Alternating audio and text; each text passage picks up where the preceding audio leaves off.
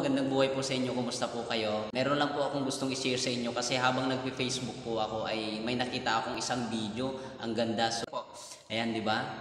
Yan, habang naglalakad yung isang, hindi ko makilala kung anong hayop ito. Pero habang naglalakad po siya, tingnan po natin. Oh, grabe, ang daming alligator.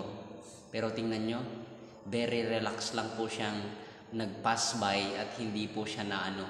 Dahil dito mga kapatid, gusto ko lang pong mag-reflect o kaya gusto kong i-share sa atin yung isang verse. Sabi niya dun sa Romans chapter 8 verse 31 ay, if God is with us, then who can be against us? Wow, ang ganda pong verse na galing na naman kay Apostle Paul.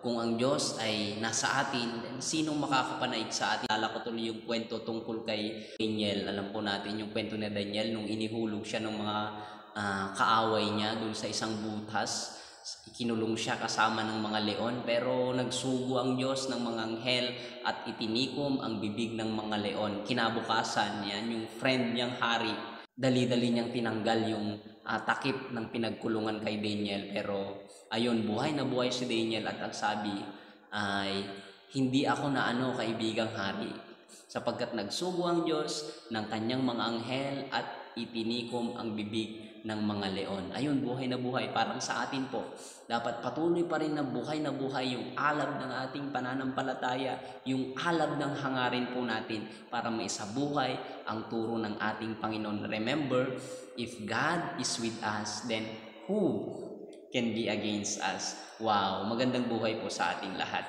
Like and share po para mas marami po tayong maabot. Salamat!